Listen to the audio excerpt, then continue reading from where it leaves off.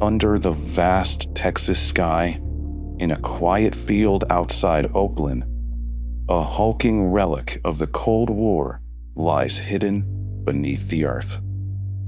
Decades ago, this place was on the front lines of an invisible war, a silent sentinel in what was known as the Texas Ring of 12.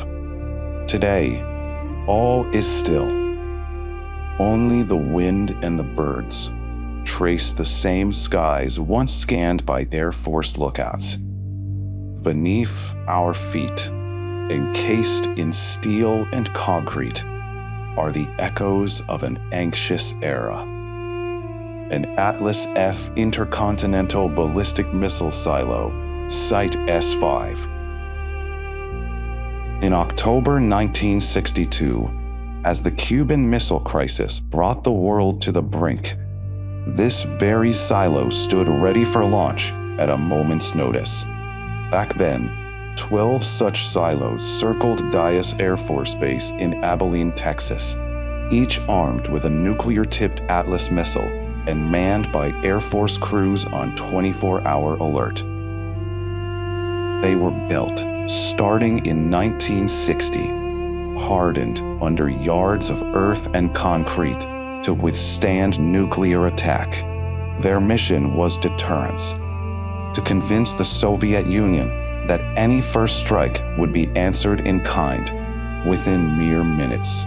These Atlas missiles were America's first ICBMs, born in urgency after the Soviets launched Sputnik in 1957. The shock of that beeping Soviet satellite orbiting overhead spurred the United States to accelerate its missile program. President Eisenhower poured funding into Atlas, aiming to close the missile gap and ensure the nation would never be caught defenseless in the space-age arms race. The Atlas F was state-of-the-art for its time, a liquid-fueled rocket stored vertically in a hardened underground silo, unlike earlier models that sat above ground or in flimsy bunkers. The Atlas F could be fueled in silo and then lifted on a massive elevator to the surface for launch. In theory, a crew could go from receiving launch orders to firing the missile in about 15 minutes. But the pace of technology was blistering. Almost as soon as these silos became operational in 1962, newer missiles were on the horizon. The Atlas had a fatal flaw.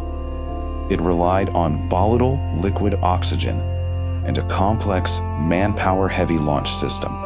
In the early 1960s, engineers developed the Minuteman, a solid-fueled ICBM that was smaller, safer, and far cheaper to maintain. By 1965, barely 3 years after Atlas F sites like this went on alert, the entire Atlas ICBM program was phased out. The 12 silos around Abilene were decommissioned, their nuclear missiles removed. This once ultra-secret site was left to the elements and time, its purpose seemingly fulfilled, and its story nearly at an end. But the story of Site S-5 did not end in 1965. In fact, a remarkable second act was yet to come. In a twist of fate, the very Atlas rocket that stood on alert here would earn a footnote in space history when it was later used to launch the world's first GPS satellite into orbit in February 1978. And decades after the Cold War, an unlikely caretaker would call this underground bunker home and bring new life to its dark, empty corridors. Few people have ventured down here since the Cold War. Fewer still have dared to make it their home. Yet, for the past 25 plus years, one man has done exactly that, pouring his life into preserving and restoring this missile silo. Let's meet him. My name is Bruce Townsley. I'm standing in the Atlas F missile silo at Site 5 in Oplin, Texas. Bruce is the owner and steward of Site S-5, now known as the Atlas Missile Museum of Texas. He's lived here, literally underground, for nearly 3 decades, ever since he bought this long-abandoned base in the 1990s and set about transforming it from a derelict ruin into a living museum. In the former Launch Control Center, the 2-story bunker, where Air Force crews once ate, slept, and awaited orders, Bruce has carved out a unique home. 2 bathrooms, a full kitchen, sleeping quarters. He's made the Cold War bunker surprisingly cozy. Yet much of the original 1960s equipment and layout remains. The upper level where the crew bunked, the lower level with racks of vintage electronics, and a blast-hardened tunnel leading to the missile silo itself. It's a fusion of past and present, part museum, part home. What would possess someone to purchase a buried nuclear missile silo in the middle of rural Texas? In Bruce's case, it started with a midlife crisis and a desire for a project that would last a lifetime. In about 1995, I was having a midlife crisis, I suppose. I wanted to stop doing what I was doing because it wasn't very fulfilling. And I wanted to do something that would keep me busy the rest of my life. And buying a missile silo seemed like that might be a good idea. And so I located a man who brokered these sites. He had a couple for sale in Texas. I came to visit, like this one in particular, since it had structure in the silo. That was pretty neat, and decided that that would be a good place to experiment with. Experiment. It's a modest word for what Bruce was about to undertake. In 1997, he officially purchased the Oplin Atlas missile base. What he found was no simple fixer-upper. The silo had been partially stripped by salvagers years before. The massive steel launch doors were frozen shut. Water had seeped in. The electrical systems were gutted, and decades of Texas mud and debris collected on the silo floor. Many would have seen an impossible task. But for Bruce, that was exactly the appeal. He moved in and got to work, one project at a time, with a vision to restore this Cold War giant to some of its former glory.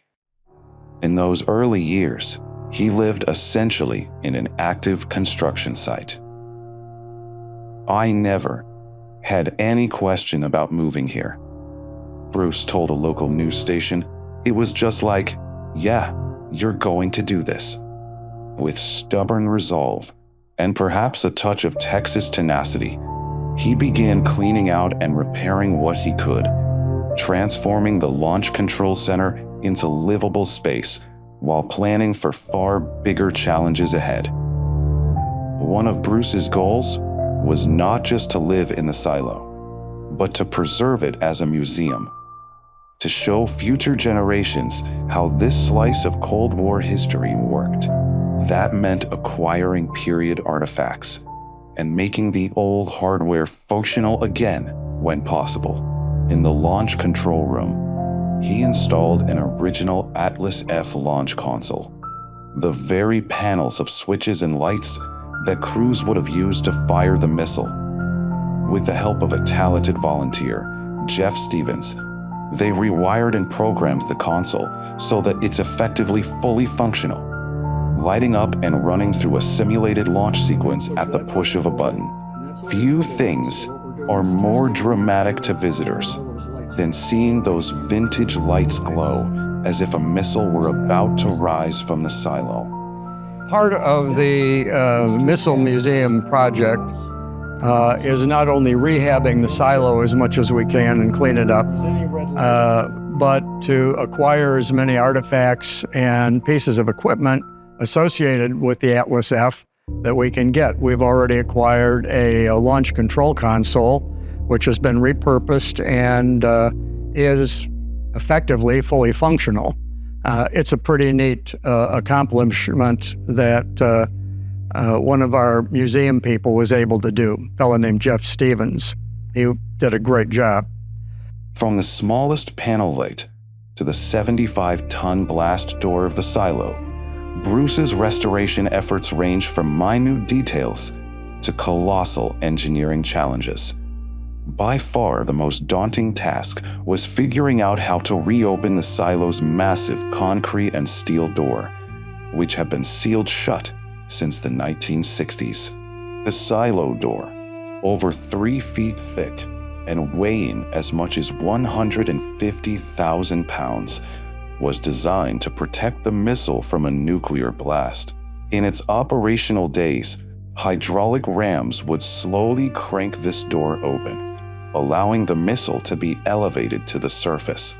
But long before Bruce came along, salvage crews had removed the hydraulic rams and even cut out the crane attachment points on the doors. In other words, the very mechanism to open the silo had been destroyed on purpose, entombing the missile bay forever, or so it seemed. I've been asked about what some of the biggest challenges were in renovating the Launch Control Center and the silo. And there have been a lot of challenges. The whole project is a challenge. The biggest one might be getting the overhead door in the silo to operate. That was a challenge for a lot of reasons. Number one, when this site was salvaged, the rams were removed, and there is a crane mounting plate in both doors. And in the east door, which is the door that has to open first on the silo, the mounting plate was removed. So there was no way to open the door, and in fact, when they were salvaged, the intent obviously was to not make them accessible through the silo doors. So the first problem had to be figure out a way to open the silo doors without the crane mounting point, which we did. Figuring out a solution required equal parts creativity, muscle, and luck. Bruce and a crew of local friends engineered a workaround to lift the door. But even if it could be pried open a crack, how would they keep it opening smoothly? The original hydraulic cylinders were unique. Enormous rams built to swing these gigantic doors. Replacements aren't exactly something you can buy at the local hardware store. Bruce started making phone calls, chasing down any lead. In an almost storybook twist, a random cold call to a crane operator in Roswell, New Mexico, connected Bruce with a surprising piece of information. The old-timer on the phone, a character by the name of Jack Box, happened to recall an ad he'd seen in a heavy equipment trade magazine for an Atlas F silo door hydraulic ram. It sounded unbelievable. The exact part needed, possibly the only one of its kind available anywhere. Skeptical but hopeful, Bruce asked him to check it out. To his astonishment, Jack called back the next day with the details. A genuine Atlas F door actuator was for sale, in working condition. Bruce managed to acquire that massive hydraulic ram and have it delivered to Oplin. With the help of a cadre of volunteers, welders, mechanics, heavy equipment operators, they installed the new ram in place. After painstaking adjustments and testing, the day finally came to try it out. Decades of rust and dirt had been cleared from the door's hinges. The hydraulic lines were set. As the pump engaged with a groan, the impossible happened. The silo door creaked open for the first time in over 50 years. That achievement, opening this silo's blast door, became the hallmark of Bruce's restoration.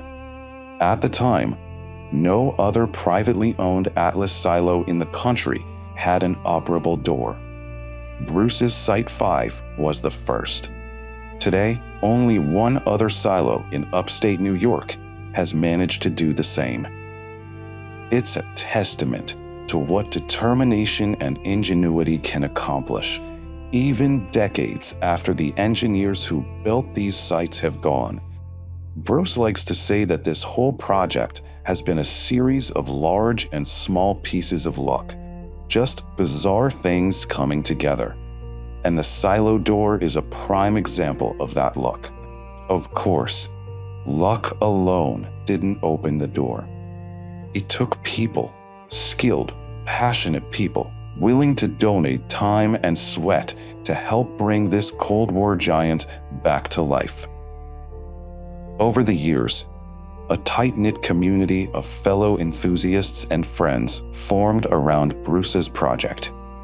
Some were other Atlas silo owners sharing tips and spare parts.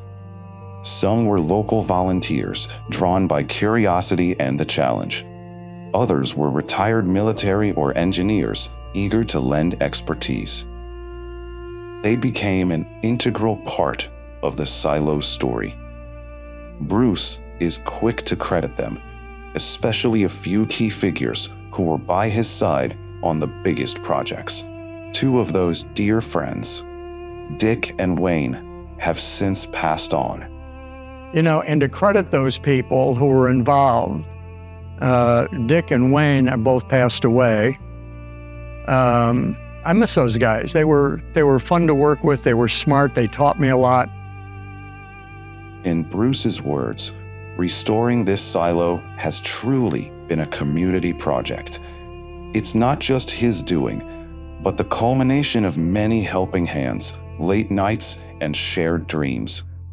Thanks to that collective effort, the Atlas silo at Oplin stands today not as a crumbling ruin or a sealed tomb, but as a living museum. Visitors by appointment on select Saturdays can descend those 55 steps into the earth and witness history up close. They can touch the cold steel of the blast door, peer down the 185-foot deep missile bay, and even throw a switch on the launch console. It's an experience that blends education and awe, connecting a new generation with the tangible realities of the Cold War. Having accomplished so much, making an entire missile base his home, opening the giant silo door, assembling a mini museum of Atlas artifacts, one might wonder what Bruce Townsley could possibly do next. But at age 70, and jokingly beyond smug about what he's achieved, Bruce is still dreaming big. His next goal is to do something that would truly come full circle: return an Atlas missile to Site 5. But part of that has been an ongoing project for the last 4 or 5 years to try and acquire 2 actual Atlas missiles that have been essentially abandoned in a scrapyard on the East Coast. One of these missiles has been crushed, and when a tree fell on it during a hurricane. The other one was used as a display missile at a museum, but was taken down. Both of these missiles are on transporters, and they both have the reentry vehicle warheads with them. We are anticipating in the next few months of being able to move those from their current salvage yard home to the facility here at Site 5.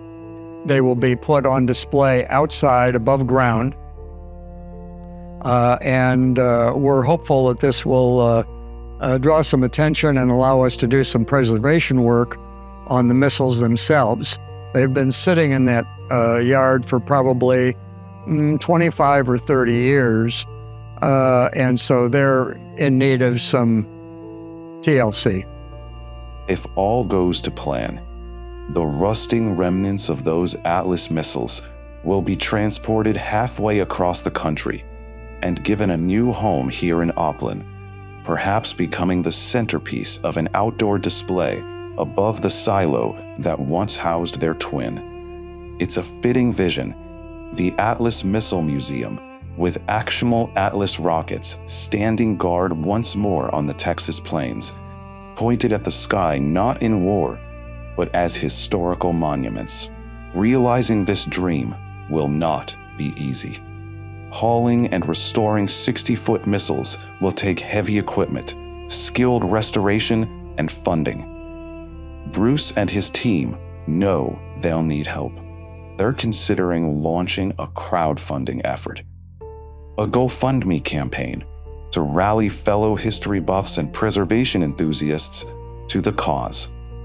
Just an open invitation. If you share a passion for preserving Cold War history, you might soon have a chance to pitch in and literally help raise a missile.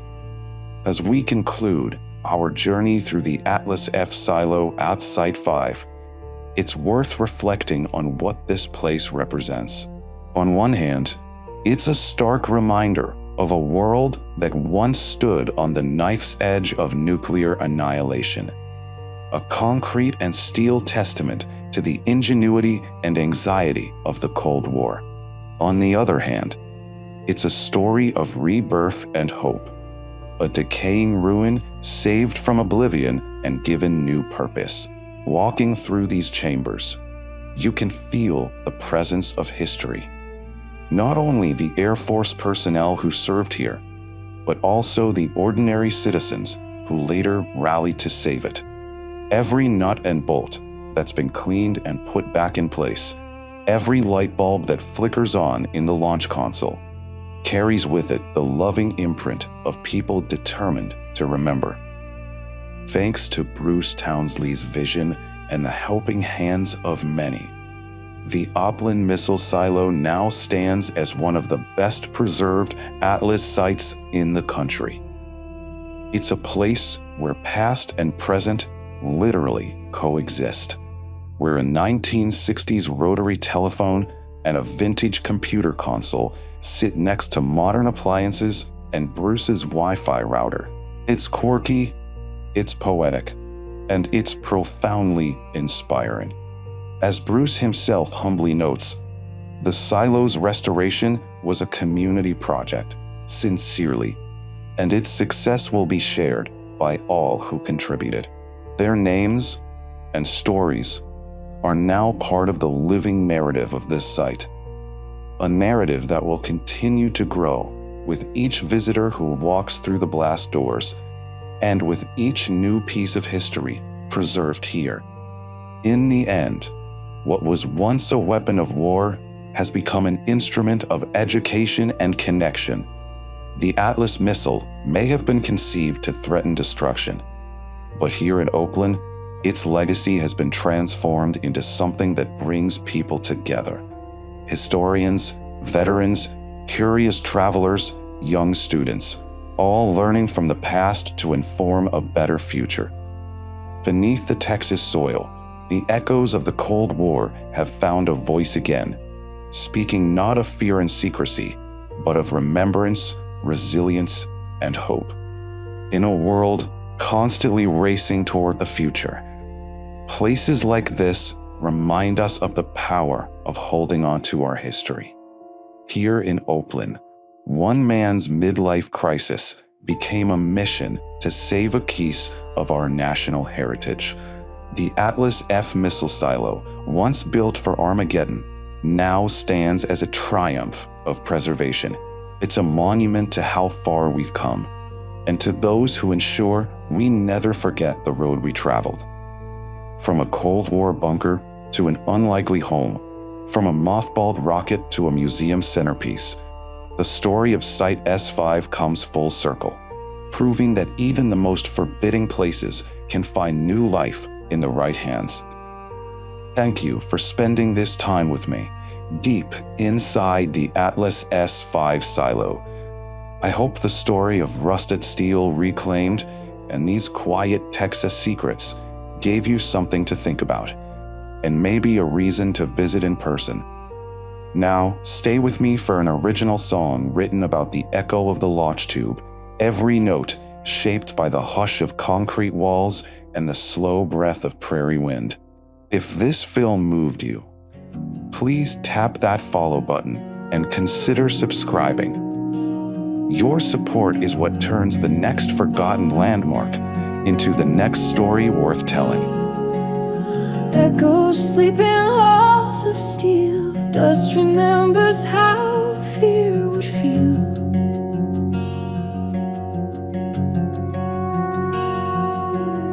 Morning light finds rust and bone, showing us we are not alone.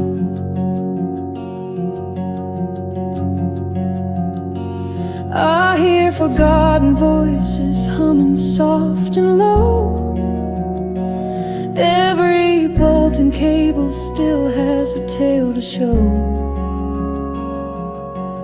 Rise from silence, breathe again. Turn the dark to lines of pen. From a buried dream we lift, guided by the prairie wind. Rise from silence, carry on. Let the story spin.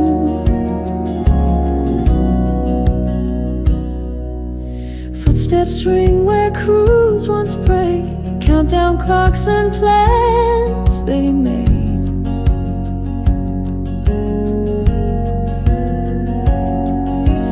Now the chamber keeps a vow, teaching why we remember now.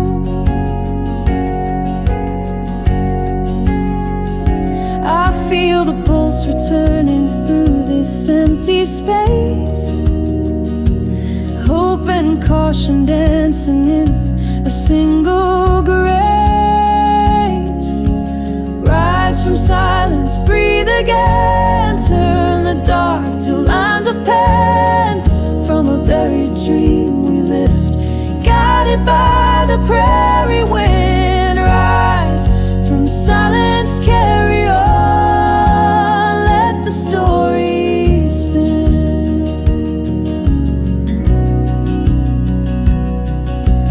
Door slides open, sky pours in. Concrete heart begins to sing. What was built for war now stands for learning. Memories burning bright.